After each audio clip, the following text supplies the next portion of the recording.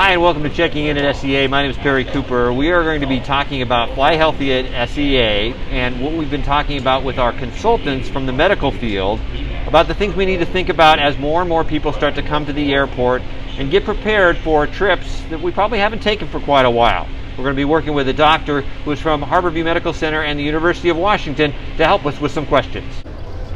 This segment we're talking about spring break travel. Everybody knows that they want to get back out as they can. If it's essential for a traveler, obviously following those CDC rules and guidelines for when it's a good idea for you to travel. And people may not have been to the airport for quite a while, some not for a year or more. Again, we're here with Dr. Lynch. We appreciate your time.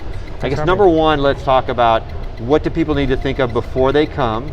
We want to make sure that people are thinking about whether or not it's appropriate or not. What are some of those things you want to think about before you decide, yes, I want to travel? Yeah, so we all have to get ourselves back into that, traveler's mindset, right? And thinking about not only is it just this big thing in front of us, moving, go to the airport and get on a plane and so forth.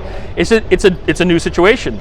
The airport, the airplanes, your fellow passengers are all expecting a little different activities and expectations, ranging from how you're feeling when you leave your house. We all want people to feel healthy when they leave their house before they come down to the airport or they move on to a plane, right? That keeps people safe. That's the most important thing.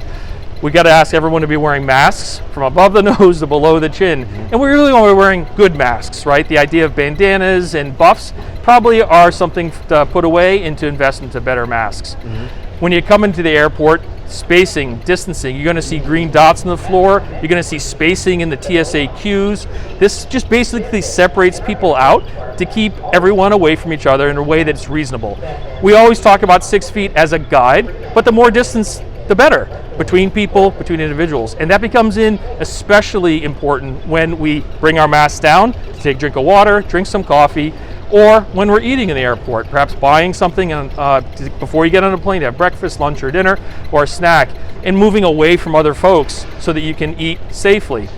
Behind you is this big invisible layer of ventilation. The airport is moving a lot of air through the facility and filtering a lot of air and bringing in fresh air in as well to keep the air as safe as possible. We're learning that's one of the most important parts of COVID-19 transmission. So now I've gotten here, I've decided this is my essential travel, I'm comfortable with where I am to travel. I'm going to come back, and quite honestly, this is going to be more people than I've probably seen here for quite a while. We've had some pretty bare spaces for a while.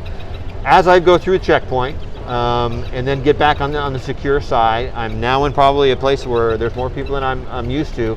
What are some of the things that I want to think of to be paying attention to or be aware of, or that I can do myself and my responsibility to make sure that I'm being safe? Yeah, so some quick and easy things.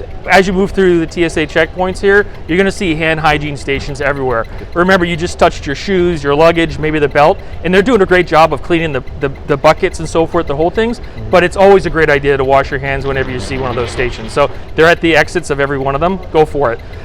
When you start moving out, remember that mask is up as you put your clothes and your jackets back on. That mask is still staying up above your nose, below your chin, keep everyone safe. What I think about when I come to the airport and thinking about my old behaviors versus new behaviors, right?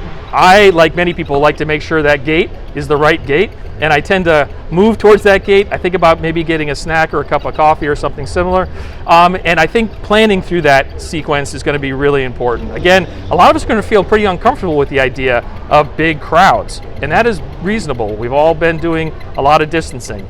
And making sure we don't fall back in those old behaviors. So, I love getting a snack, I love getting a cup of coffee, sitting at the gate, opening my computer, and eating and drinking. That's probably not a great idea.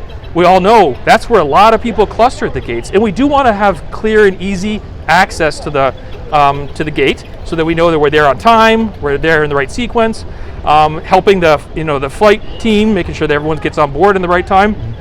But there's a lot of potential for increasing our space, right? And if you're going to eat, you're going to drink, you're going to take that mask down, drink coffee, maybe finding a space a little bit farther away from that center of the gate. When you're doing the eating, right? When you're doing the eating, right? Sitting there is totally reasonable. Get your mask up, trying to create some distance between yourselves and other people.